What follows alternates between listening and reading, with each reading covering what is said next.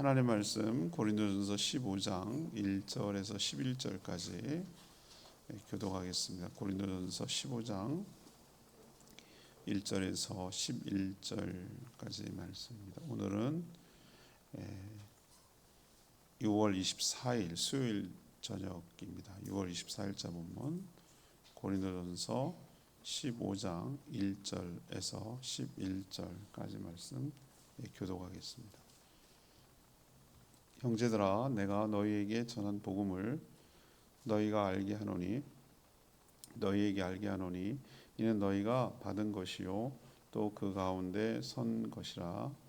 너희가 만일 내가 전한 그 말을 굳게 지키고 헛되이 믿지 아니하였으면 그로 말미암아 구원을 내가 받은 것을 먼저 너희에게 전하였노니 이는 성경대로 그리스도께서 우리 죄를 위하여 죽으시고 장사 지낸 바 되셨다가 성경대로 사흘 만에 다시 살아나사 게바에게 보이시고 후에 12 제자에게와 그 후에 500여 형제와 일시에 보이셨나니 그 중에 지금까지 대다수는 살아있고 어떤 사람은 잠들었으며 그 후에 야고보에게 보이셨으며 그 후에 모든 사도에게와 맨 나중에 만삭되지 못하여 난 자 같은 내게도 보이셨느니라.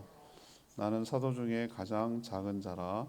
나는 하나님의 교회를 박해하였으므로 사도라 칭함 받기를 감당하지 못할 자니라. 그러나 내가 나 된 것은 하나님의 은혜로 된 것이니 내게 주신 그의 은혜가 헛되지 아니하여 내가 모든 사도보다 더 많이 수고하였으나 내가 한 것이 아니요 오직 나와 함께 하신 하나님의 은혜로라. 그러므로 나나 그들이나 이같이 전파하며 너희도 이같이 믿었느니라. 아멘. 오늘부터 이 15장은 부활장이라고 불려요. 13장은 사랑장이라고 부르죠. 15장 전체 내용이 부활에 관련된 내용이에요. 고린도전서에서 가장 많은 부분을 할당한 내용이죠. 그래서 오늘 수요일, 목요일, 금요일, 토요일, 월요일 무려 5일 동안이나 부활에 대한 이야기를 길게 또 깊게 다양하게 하고 있습니다. 그래서 결국 이번 주일날 부활절도 아닌데도 부활에 대해서 한 번은 분명하게 짚고 넘어가야겠다 싶어서 결국 이 15장을 중심으로 말씀을 준비했습니다. 그게 이제 오늘 첫날인 셈이죠. 오늘 전체적인 내용을 요약하면 이거예요. 사도 바울은 자신이 전한 이 복음, 오늘은 이제 부활 중에서도 핵심, 복음의 내용의 핵심적인 부활인데 이 복음에 대해서 얘기할 건데요. 자신이 전한 복음, 이 복음이 뭔지 다시 한번 알게 함으로써 복음 안에서 굳건히 서기를 바랬어요. 1차적으로 누가? 이 편지를 받는 고린도 교회 성도들이. 그러면 2차적으로 누가? 이 서신, 이 성경을 읽는 우리 모두도 똑같단 말이죠. 복음을 성도라면 복음을 안 들어본 사람이 없을 거예요. 근데 왜 반복해야 됩니까? 우리가 늘 흔들리고 늘 다시 한번 확인하고 우리가 분명히 가긴 가지만 또 돌다리도 두들겨 가는 심정으로 우리가 믿는 바가 무엇인지 재확인하고 확신을 갖고 또 반복적으로 알고 있어야 우리가 그 복음 안에 거하게 돼서 구원을 얻게 되는 것이죠. 그래서 복음은 예수 그리스도께서 성경대로, 이게 중요해요. 성경대로 우리 죄를 위해 죽으셨다가 또 성경대로 다시 살아나셨다. 이게 복음의 핵심 내용입니다. 그래서 이것을 믿으면 우리를 위해 죄를 위해서 죽으셨고 또 우리의 의로움을 위해서 다시 사셨다. 누가? 예수님이. 이 사실을 믿으면 구원을 받는다라고 오늘 이야기하고 있어요. 이게 복음의 핵심 내용이거든요. 그럼 부활이 어떻게 가능하냐라고 말하지만 사도 바울이 오늘 얘기하잖아요. 부활을 목격한 증인들이 너무너무 많다. 그들이 어떻게 다 짜고 치냐. 500명이 어떻게 한꺼번에 입을 틀어막냐. 500명 한꺼번에 보였다고 그랬거든요. 게바가 베드로입니다. 베드로에게도 보이고 12 사도에게도 제자에게도 보이고 야고보와 자신 같은 바울도 직접 목격하지 않았는데도 부활 승천하신 주님께서 분명하게 인식되도록 주님이 부활하신 주님을 만나게 했단 말이죠. 그는 교회를 핍박했어요. 그렇지만 은혜로 주를 만나서 변화되어 가지고 하나님을 복음을 전하는 사도로 바뀌게 된 것이죠. 이게 바로 복음의 능력이라고 오늘 얘기를 하고 있어요. 그래서 오늘 제목은 이겁니다. 복음. 우리가 맨날 복음을 듣고 복음을 전하자 이런 얘기를 하는데 그럼 복음이 도대체 뭐냐? 이거에 대해서 오늘 쭉 설명할까 합니다. 먼저 1, 2, 3, 4절입니다. 1절에서 4절까지가 한 문단인데 아까도 말씀드렸듯이 예수 그리스도께서 성경대로 죽으셨고 성경대로 다시 살아나셨다. 이게 복음의 핵심 내용이에요.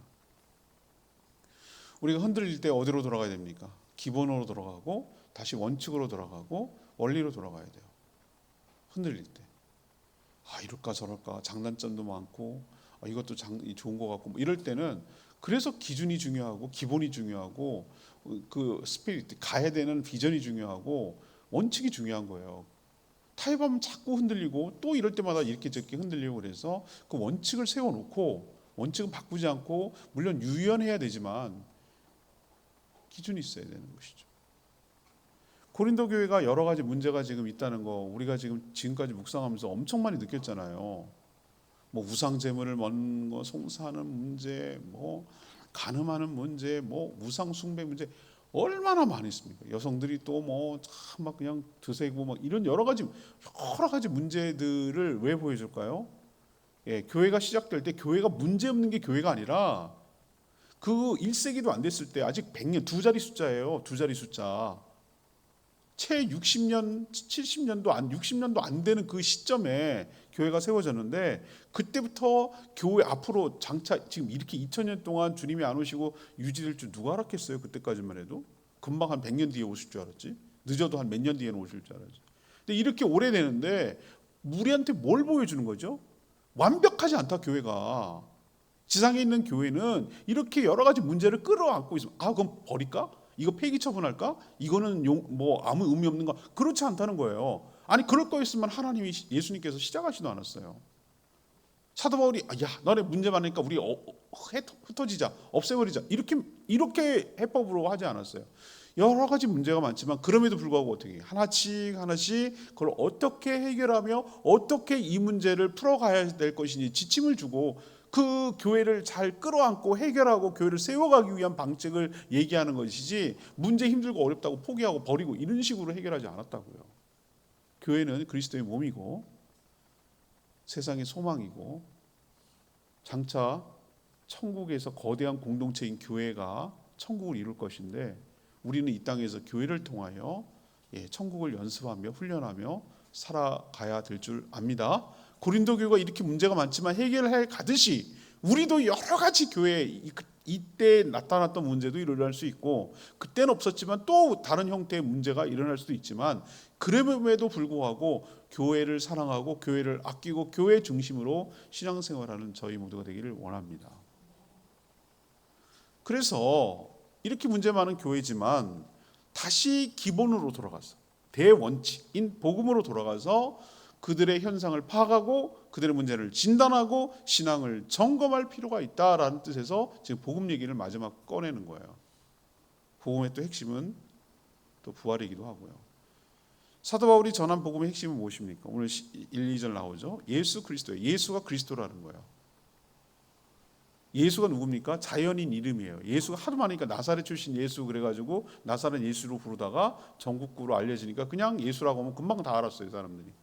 예수라는 자연인이 누구다? 그리스도, 기름 부음 받은 자라는 뜻이지만 기름 부음 받은 기름을 이렇게 막 부었다는 얘기가 아니라 하나님께서 예비하고 계획하고 예언한 바로 뭐죠? 세상을 구원할 구세주라는 뜻이에요. 누가? 예수가 바로 그리스도다. 이게 복음이에요. 그 이름 가운데 다 들어있어요. 앞에 더 붙일까요? 주 예수 그리스도. 그분이 누구다고요? 나의 주인님이라는 거예요. 그게 다 복음이에요. 이름 위에 권세가 있고 이름 위에 복음이 있어요. 자, 예수가 그리스도는 사실 그것이 그가 성경대로 그가 예수가 그리스도라는 걸 어떻게 하냐고요. 예수가 그리스도라는 걸 어떻게 합니까? 이 오늘 내용을 얘기하잖아요. 성경대로 제일 중요한 핵심이 성경대로. 성경대로라고 말하는 얘기는 우연히 재수 없어가지고 모함받아가고 죽은 게 아니고 구약에 그렇게 오랫동안 천년 동안 예언되어 있고 준비했고 하나님께서 그래서 수많은 선지자를 통해서 예언했던 그 성경, 여기서 말하는 것은 성경이 구약이겠죠. 그렇게 예언했던 바로 그 예언했던 당사자가 누구라고? 예수라는 거예요. 그래서 성경대로 그냥 예언만 한 것이 아니라 어떻게 이사야 53장 보세요. 예수님이 어떻게 죽을 것인지 이사야가 700년 전 사람인데 예수님 오시기 전에 디테일하게 그렇게 쓸 수가 없어요. 그건 성령이 아니고 불가능해요. 시간을 넘나들고 자유로운 미래를 현재처럼 보시는 성령님의 감화 감동 아니고는 이사야 선지자가 그렇게 만들어낼 수가 없다고요. 완벽하게 딱 들어맞잖아요. 이사야만 그런 게 아니라 여러 선지자, 요엘 선지자도 마찬가지고 뭐 예레미야 선지자도 마찬가지고 수많은 선지자들의 아구를 다 맞춰놓으면 딱 한 사람을 지목하고 있어요.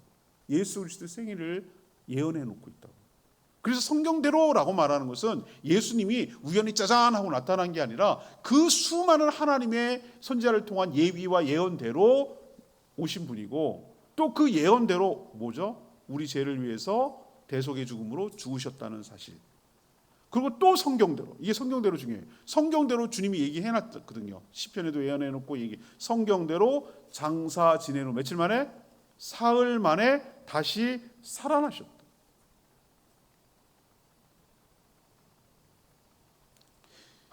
자, 죽은 사람이 한둘이겠어요?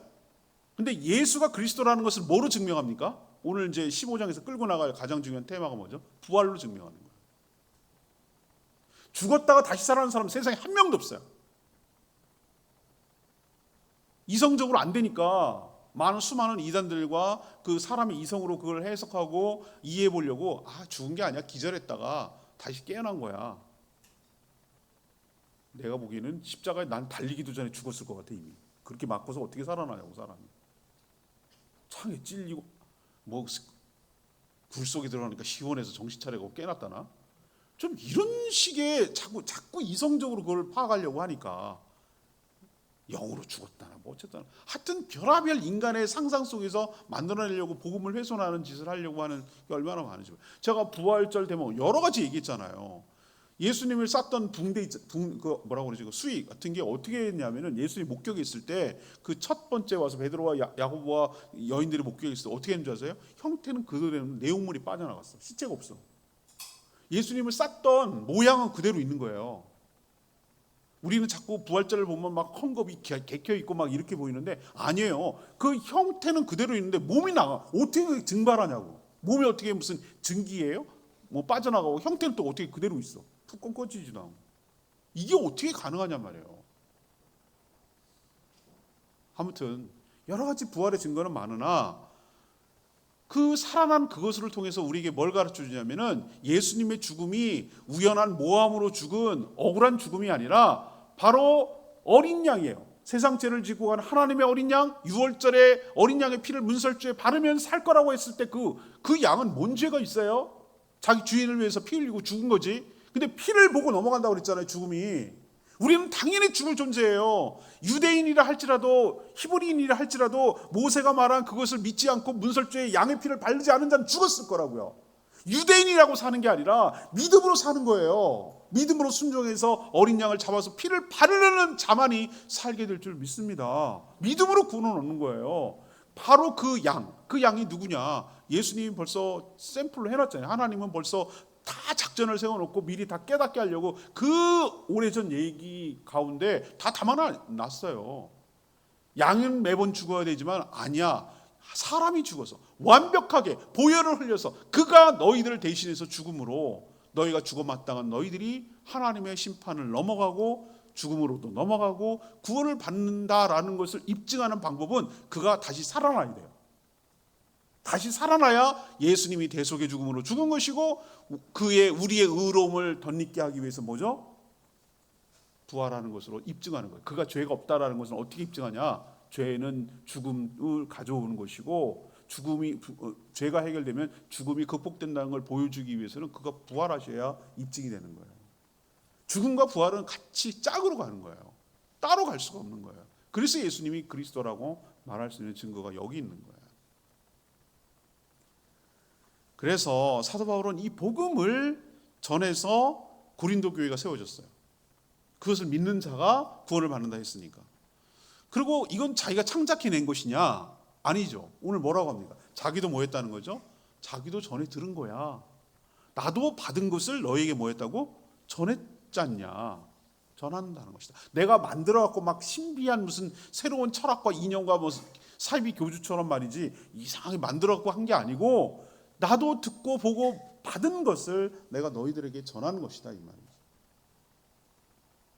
그래서 이것을 분명히 알고 이것은 대명사 이것은 뭡니까? 복음 예수가 그리스도라는 거. 예수님이 나의 죄 때문에 십자가에 죽으셨고 대속의 죽음을 주셨고 우리의 의로움을 위해서 사흘 만에 다시 부활하셨다는 사실, 그를 믿는 자, 다시 말해서 복음을 분명히 헛되이 믿지 않으면 오늘 굳게 지키면, 믿고 굳게 지키면 뭘 얻는다고요? 2절에 구원을 받는다. 그래서 복음이다, 굿뉴스다 라고 말하는 거예요. 우리는 딴 것으로 구원을 얻는 게 아니라 그 예수 그리스도를 믿으면, 영접하면 구원을 얻는다는 것이죠. 자, 이것을 왜 얘기합니까? 이것을 믿으면 어떻게 된다는 거예요?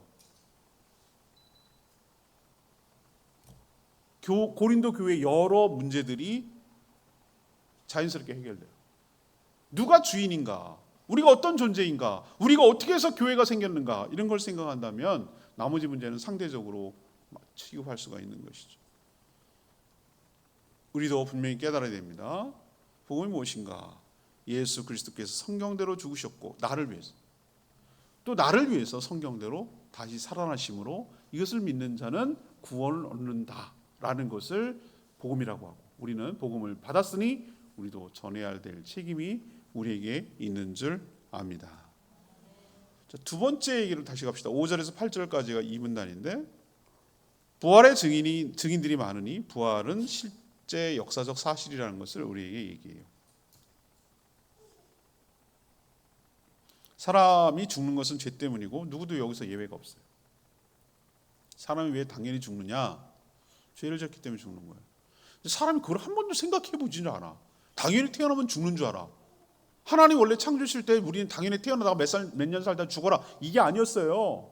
죽음은 죄 때문에 왔다고요. 심판의 결과였어요. 형벌의 결과고, 너는 흙이니 흙으로 돌아갈지니라. 이건 창조할 때 처음부터 그러지 않았고, 그가 하나님이 되려고 선악과를 따먹고 자기가 선인지 악인지 자기가 결정하려고, 네가 하나님 되겠다는 거지. 선악을 알게 한다는 게 뭐예요? 이건 선이야, 이건 악이야, 이건 내가 결정하는 게 아니라 하나님이 결정하는 건데, 지가 하나님이 돼서 이건 옳고 이건 그르고 이건 어떻고 이건 이래야 되고 지가 하나님 하고 싶은 욕망이 생긴 거야. 눈이 떠져가지고 그런 이야기는 하나님과 맞먹어가지고 왜 니만 떠? 나도 이제 눈 떴어. 하나님 하지 마. 내가 알아서 할게. 이게 죄예요. 이게 죄라고요. 선악과를 따먹은 행위가 죄가 아니라, 결국 행위론적으로 결과론적으로 그게 나오겠지만 그런 밑바탕이 깔려 있는 거예요. 그래서 우린 자꾸 무슨 도둑질하고 말이지, 남을 사기쳐먹고 이런 것만 죄라고 생각하는데 아니요. 내가 하나님을 없다고 하고 하나님을 부정하고 내가 하나님 돼서 살려고 하는 그 태도 자체가 죄라고요. 그 죄의 결과는 사망이고, 우린 자꾸 무슨 교도소 갈 일 있냐, 경찰서에 뭐 갈 일 있냐. 우리는 언제 그런 사람이 어디 몇 명이나 됩니까? 뭐 교도소에 들락날락 거리는 사람이 어디 있겠어요. 경찰서도 안 가봤네. 그럼 난 죄인 아니라고 생각한다. 그게 아니고 존재론적으로 죄인이라고. 내가 하나님 돼서 살려고 하는 모든 사람들이 죄인이라고. 그 결과는 죽음이고. 그래서 사람들이 다 죽는 거예요. 죄를 졌기 때문에. 그래서 죄가, 우리가 모두 죄인이라는 게 입증이 되는 거예요. 안 죽는 사람이 없으니까. 다 너나 할 것 없이 다 죽으니까. 그래서 사람들은 죽음을 너무나 당연하게 생각하고 다시 살아나는 것은 이거는 절대 불가능한 일이야. 숙명이야. 어쩔 수 없어. 그러니 나중에 이제 이번 오늘부터 시작한 부활절 끝에 가면 뭐가 나오냐면, 그렇게 이걸 깨달으니까, 현타가 오니까 예수 그리스도 안 믿는 사람들 어떻게 하는 줄 아세요? 나이 먹으니까, 내가 요즘 많이 봤어요. 왜 저분들이 저렇게 잘 살다가 막판에 삐끗할까라고 보면은 인생 너무 험한 거야. 내가 이러다 살다 죽겠구나. 보는 거죠, 자기가. 그러니까 너무 인생이 험한 거예요. 그러니까 막 우울증에 빠지기도 하고요. 그 우울증을 극복하기도 하고, 또 그럼 어떡할까? 그래, 내가 내 발로 걸어 다닐 때 노세 젊어서 이제 이렇게 빠지는 거예요. 쾌락주의로 빠지는 쾌락주의로. 느낌 아시겠어요? 그래서 왜 할머니 아줌마들이 막 중년에 바람 들어갖고 왜 관광차 타고 다니면서 막 이렇게 춤추고 다니면서 막 온갖 막 돌아다니고 온갖 먹고 다니고 막 이렇게 하는 이유가 왜 그럴까? 하나님을 예수 그리스도를 안 믿기 때문에, 이게 죽으면 끝이라고 생각하기 때문에 인생 뭐 있어? 막판에 죽을 때까지 난 다 쓰고 죽을 거야 이렇게 나오는 거예요. 부활을 안 믿으니까, 그 뒤가 없다고 생각하니까 인생 막장으로 가는 거예요. 그냥 끝이라고 생각하니까, 그 뒤가 없다고 생각하니까, 인생 너무하니까, 허무하니까 그걸 채우려고 술로 채우고 뭐로 채우고 재미로 채우고 뭘로 채우고 막 이렇게 사는 거예요. 그것들이 나타나는 게 중년에 막 저 사람 왜 저래? 어머 왜 갑자기 저렇게, 왜 저렇게 인생의 끝자락에 가니까 아무것도 남는 게 없으니까 저러는 거지. 그래서 복음을 듣고 복음대로 사는 것이 얼마나 축복인지 여러분 깨달으셔야 돼요. 그렇지만 죽음이 당연한 것이 아니고 예수 그리스도께서 십자가의 속죄의 죽음으로 죄값을 다 치렀단 말이에요. 죄가 해결되니 죄의 결과인 죽음도 해결됐단 말이에요. 예수 그리스도의 부활이 그것을 입증하는 것이죠. 처음에는 의심하던 자들도 부활하신 주님을 만나보고 막 돌변했어요. 도마도 돌변하고, 가장 먼저 배신하고 3번이나 부인했던 베드로도 배신했다고 어떻게, 부활하신 주님 만났잖아요. 입이 딱 벌어져가지고 처음에는 고기나 잡으러 간다 그러고 고기 잡으러 가고 옛날 확 돌아가거든요. 주님 잃어버리면 희망이 없거든. 그래서 고기 잡다가 얘들아 뭐 좀 잡히냐? 잡긴 뭘 잡혀요. 주님 없는 인생이 그렇게 허무한 거지. 오른쪽에 던져라. 그랬을 때 던지니까 그물이 찢어져서 이번엔 건질 수가 없었어. 베드로 직감했어요. 자기를 부를 때 모습이랑 딱 싱크로율이 100%예요. 100%. 제자로 부를 때랑 똑같거든. 주님이다 라고 단박에 알아봤어요. 그리고 너무나 급하고 좋은 나머지, 흥분한 나머지, 베드로 성격 나오잖아요. 막 우통을 벗고 막 바다에 뛰어내렸잖아. 난 참 그런 열정이 하나 있어야 돼. 그래서 막 와요. 근데 예수님이 뭐라고 그랬어요? 얘네들이 이렇게 할 줄 다 알았어. 그 밤새 고기를 잡는데 아무것도 건지는 것이요. 인생, 예수님 없는 인생이 그런 거지. 허망한 거지. 죽더라고 고생을 하는데 내 손에 잡히는 건 없는 인생. 주님을 만나면 벌써 숯불을 피워놓고 말이지, 주님은 어디서 구원하는지 몰라. 떡도 말이지 구워놓고 생선도 구워놓으시고 막 그렇게 하지 않았는데 주님이 다 차려놓으셨어요. 아, 그게 대박이지. 막 죽으라고 나는 일해야 돼. 막 죽으라고 벌어야 돼. 근데 주님이 다 해놨어. 아니 뭐가 더 나은 겁니까? 주님을 만나면 우리가 따뜻한 식사와 따뜻한, 악미에 대해서 이번 주 칼럼 읽어보세요. 따뜻한 식사가 준비되어 있어요. 고기가 스프가 준비되어 있대. 천국이라고 막 그 얘기하거든요. 주님이 다 준비해 놓으셔. 따뜻한. 분위기 어색해 죽겠는데 주님 뭐라고 보내? 야, 나 너도 그럴 줄 베드로 와, 너 엎드려 뻗쳐. 너 3번 너 부인했어. 너 네가 나한테 어떻게 그럴 수 있어? 너 네가 그럴 줄 몰라. 내가 얘기했지 너 그런다고. 막 이렇게 따졌습니까 베드로한테? 저 같으면 그랬을 것 같아. 너 일로 와봐. 너 그러는 거 아니다. 너 실망했다. 이렇게 할 것 같은데 참 예수님이 사람을 다루는 능력이 탁월하신 분이에요. 그걸 몰라? 베드로도 미안해 죽겠고, 근데 반가워 죽겠고, 아니 주님이 진짜 살아난다고 그러는데 진짜로 살았네. 막 그거 보고 너무 반갑고 고맙고 미안하고 막 어쩔 줄 몰라는 그 마음을 왜 주님이 모르시겠어요? 예수님 물어요. 네가 나를 사랑하느냐? 와, 그 실수를 캐묻지 않으세요. 주님이 묻고 싶은 건 뭐냐면 네가 그래도 여전히 나를 사랑하니? 이제 베드로는 뭐라고 그럽니까? 여러분 잘 아시잖아요. 그럼요. of course. 막 이러면서 오버하지 않아요. 베드로가 변했어요. 이 자신이 없는 거예요. 이건 내 의지로 되는 게 아닌 걸 안 거예요. 내가 주님을 사랑하는 걸 누가 안다고요? 주님이 아시지 않습니까? 사랑하는 것조차 내가 주도권을 가는 게 아니라 주님이 주도해 가십니다. 내 중심과 내 마음을 주님이 아시지 않습니까? 내가 부인할 것도 아신 것처럼 내가 주님을 사랑한다는 걸 주님이 아시지 않습니까? 내 양을 쳐라. 내 양을 치라 그러니까 막대로 치라는 게 아닌 거 아시죠? 내 양을 먹이라. 3번 그렇게 물어요. 3번 그렇게 또 대답해요. 이런데 어떻게 예수님의 부활을 아니라고 하겠냐고. 미치지 않고서야. 제 말 아시겠죠? 앞에 놓고 생선 주고 떡 주고 그렇게 하시는 주님을 어떻게 부활하신 주님 아니거든요. 그럴 수 없거든요. 사람은 어떻게 죽었다고 다시 살아나냐고요. 이렇게 어떻게 말하냐고요. 그렇게 생생한 주님을, 부활하신 주님을 만났는데. 사도 바울도 마찬가지예요. 더 정오의 빛처럼 강력하게 다가오는 부활하신 주님을 말고 사울아 사울아 내가 어찌 나를 핍박하느냐 그렇게 말하는 주님을 너무 강력하게 다가오고 눈이 멀 정도로 다가오신 주님을 만났는데 어떻게 나 안 만났어요? 부활하시지 않았어요? 이렇게 말할 수가 있냐고요. 그래서 목격자가 중요한 거예요. 부활하신 주님을 딱 만나는 순간 남이 뭐라고 하든 간에 나는 부정할 수 없는 나와 그와의 비밀이거든요. 때려 죽여도 사실은 사실이니까. 여러분 그래서 인격적으로 예수님을 만날 때 인격이 변화되고 새로운 역사가 일어나게 될 줄 믿습니다. 주님을 만나야 된다는 게 그 얘기예요. 부정할 수 없는 예수 그리스도를 만나야 내 삶이 바뀌지. 저 예수쟁이들이 뻥치는 거 아니야? 그런 게 아니라 진짜였네. 저들이 왜 횟가닥에서 저렇게 난리를 치나. 나도 만나보니 달라지는 거 진짜가 있더라 이 말이지. 그 주님을 만나야 돼요. 다 모든 사람이 변화된 이유는 딱 한 가지 공통점이 있다면 부활하신 주님을 다 만난 사람들이에요. 인격적으로. 베드로 만났지, 12제자 다 만났지, 의심하던 도마도 만났지, 야고보 사도도 만났지. 야고보 사도는 형님이잖아요. 형님을 맨 처음에 자기 메시아로 인정 안 했어요. 그러다가 형님이기 이전에 이분은 하나님의 아들이셨구나 라는 걸 깨닫고 믿게 됐죠.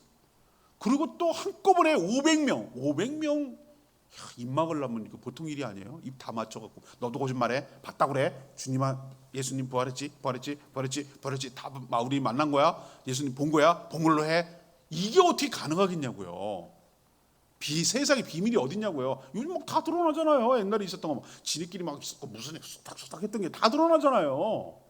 비밀이 어딨냐고. 비밀이 두세 사람 모이고 비밀은 세개돼 있는데 500명을 어떻게 비밀을 맞추냐고요. 말도 안. 그러니까 사실이 아니고는 이게 불가능하다는 얘기예요. 부활 순찰할 때도 예수님 보여줬잖아요. 또 감람산에서.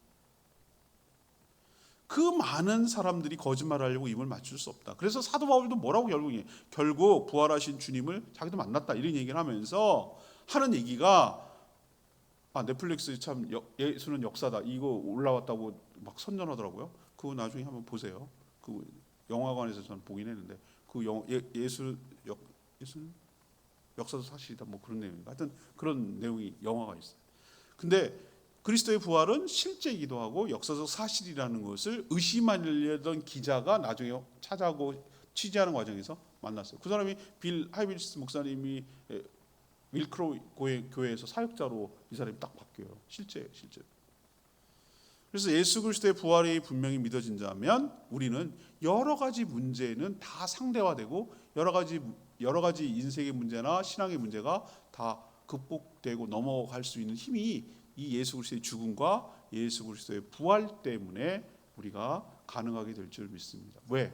예수의 부활이 나의 부활이고 예수의 죽음이 나의 죽음이고 예수의 부활이 나의 부활이고 나는 예수님 때문에 죄사함을 받았고 나는 예수님께 의롭게 되어서 나도 역시 예수님과 똑같이 부활할 것을 믿기 때문에 세상을 살아가는 관점과 방식과 태도가 완전히 달라져. 인생 노세 젊어서 노세 늙어지면 못 노나니 이런 식의 인생의 허무주의와 쾌락주의에 빠지지 않고 인생이 죽으면 죽음으로써 끝나는 게 아니라 그 뒤에 세계가 있다는 것을 알고 대비하며 준비하며 경건하고 엄숙하고 조심하며 살아가는 인생으로 바뀐다 이 말이에요. 그렇게 허무주의와 쾌락주의에 빠지지 않고. 이것이 은혜예요. 은혜. 복음으로 살 때 우리가 구원을 받는 게 죽어서 천국이 아니라 지금 믿는 그 순간부터 우리는 천국을 경험하며 이 땅을 더 풍요롭게 살고 그 다음 세계를 준비하며 살아가는 축복이 있게 될 줄 압니다. 임신하면 약도 안 먹어요. 이 애가 태어났을 때 건강하게 잘 살기 바라는 마음에서 아이가 잘 조성되고 살아가기 위해서는 엄마 뱃속에서 10달은 아니겠지만 9달 잘 건강하게 있어야 돼. 그래 출생계약 건강하게 나와요. 엄마가 뭐 잘못돼가지고 뭐 어땠어요? 선천적으로 어디 아파요? 뭐 어디 아파요?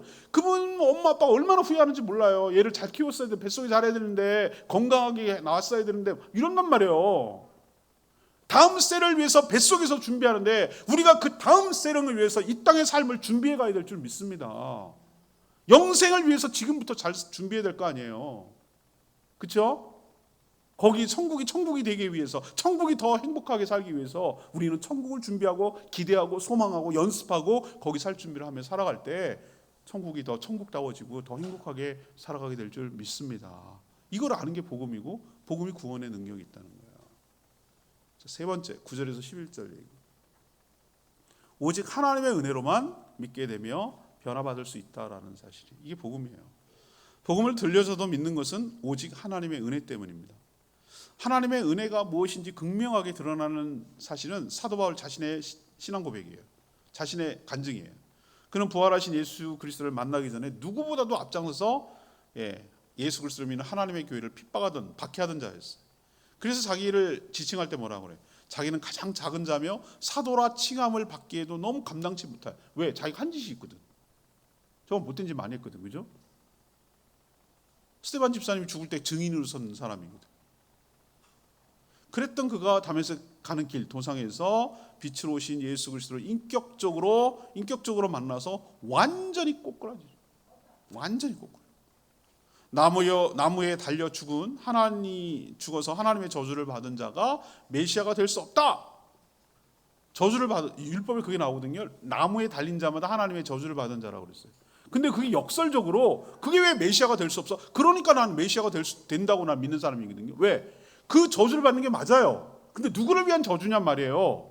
그의 잘못 때문에 저주를 받는 게 아니라 우리가 받아야 될 저주를 대신 받았다는 의미에서 맞는 얘기죠. 예수님이 십자가에 죄 없는 분이 그렇게 가장 가혹한 십자가 형벌을 당한 것이 우리가 받아야 될 저주를 그분이 다 받은 거란 말이에요. 근데 우리는 믿는데 우리를 위한 저주라는 걸 알게 되는데 유대인들은 여전히 어떻게 그렇게 하나님의 저주를 받은 자가 메시아가 될 수 있냐 이렇게 안 믿는 거예요. 거꾸로예요. 거꾸로.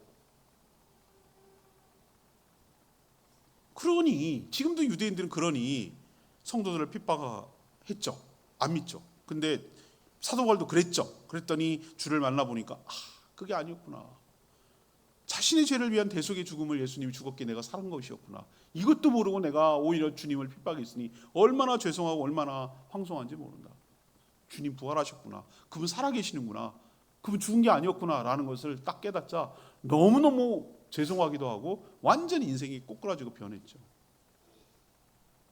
하나님의 은혜가 정말 감사해서 그래서 그는 다른 사도보다 더 열심히 복음을 전하는 사도로 바뀌었던 것이죠.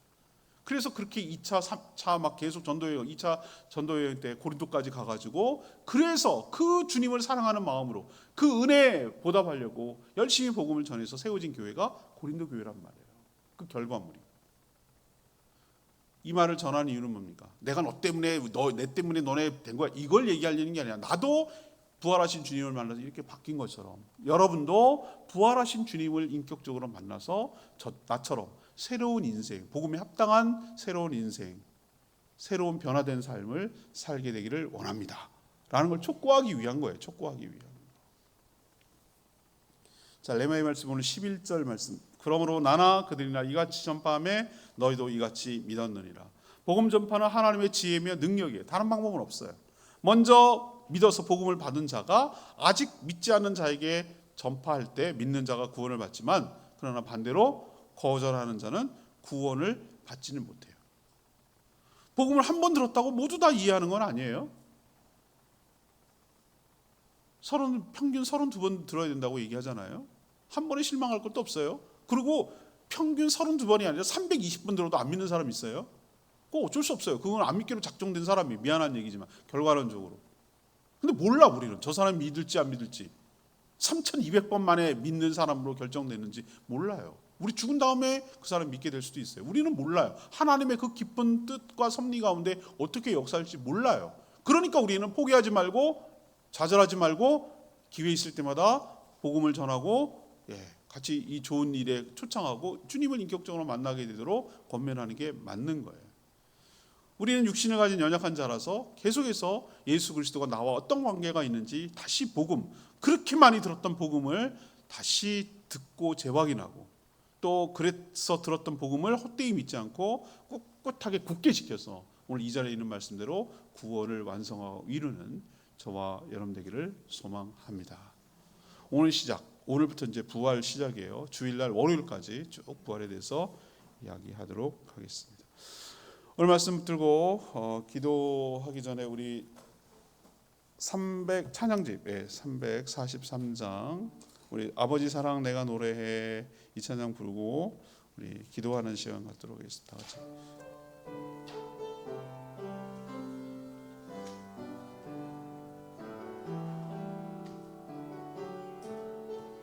아버지 사랑 내가 노래해 아버지 사랑 내가 노래해.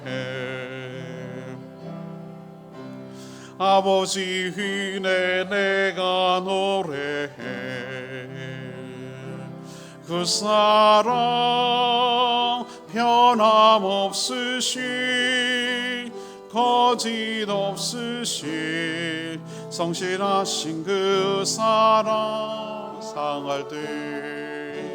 상할 때 꺾지 않으시는 꺼져가는 등불 끄지 않네. 그 사랑 변함없으시 거짓 없으시 성실하신 그 사랑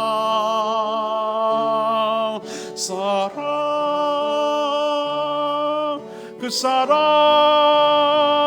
날 위해 죽으시 날 위해 다시 사신 예수 그리스도 다시 오시 그 사랑 죽음도 생명도 천사도 하늘의 어떤 원세도 끊을 수 없는 영원한 그 사랑 예수.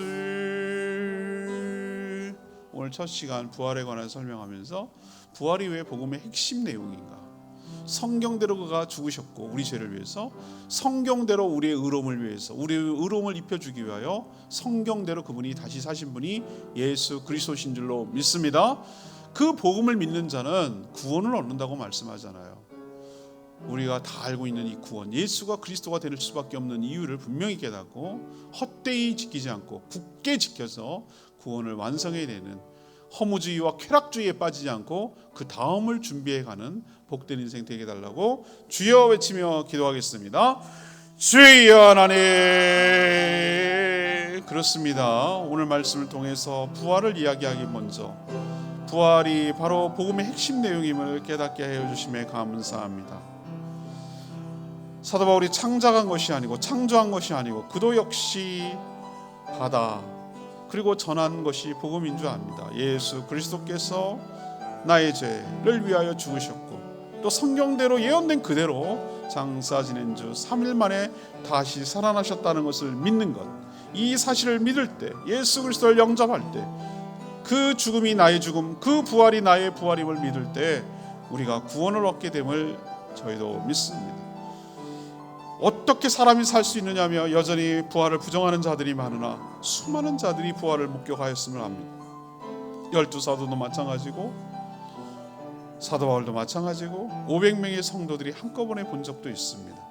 여전히 부활을 부정하는 자들, 어떻게 사람이 사냐고 의심하는 자들, 이 말씀을 깨달아지게 하여 주시고 우리가 죄 때문에 죽음이 왔다면 죄의 문제가 해결되면 죽음의 문제도 해결됨을 깨닫고 예수 그리스도 부활을 믿고 변화되게 하여 주시옵소서. 그럼에도 불구하고 오직 하나님의 은혜로만 우리가 변화될 수 있음을 고백합니다. 하나님의 은혜가 있어야 믿어지는 역사가 있을 줄 압니다. 저희가 믿어지는 은혜를 받게 하심에 감사합니다. 믿어지는 은혜가 많은 사람에게도 있게 하여 주셔서 그들도 예수 그리스도를 믿고 변화되고 새 사람이 되어 이 땅부터 천국을 복음을 경험하며 복음을 믿고 살아가는 저희들 되게 하여 주시옵소서. 예수 그리스도의 이름으로 기도합니다. 하나님, 저희도 들은 복음을 헛되이 믿지 않고 굳게 지켜 구원을 받게 하여 주시옵소서. 예수 그리스도께서 나의 죄를 위하여 십자가에서 대속의 죽음을 죽으심으로 내 모든 죄의 형벌이 끝난 줄 믿습니다. 예수 그리스도를 믿는 자는 예수 그리스도처럼 죽음을 이기고 다시 부활할 줄 믿습니다. 이 모든 것이 하나님의 은혜인 줄 믿습니다. 하나님을 거역하고 불순종하던 저희들을 끝까지 포기하지 않고 구원해 주셨습니다. 사도 바울처럼 나의 나된 것은 하나님의 은혜이니 감사하는 마음으로 더욱 충성하며 살게 하여 주시옵소서. 오늘도 간구하는 기도 주님께서 들어주실 줄 믿으며 예수 그리스도의 이름으로 기도합니다. 아멘.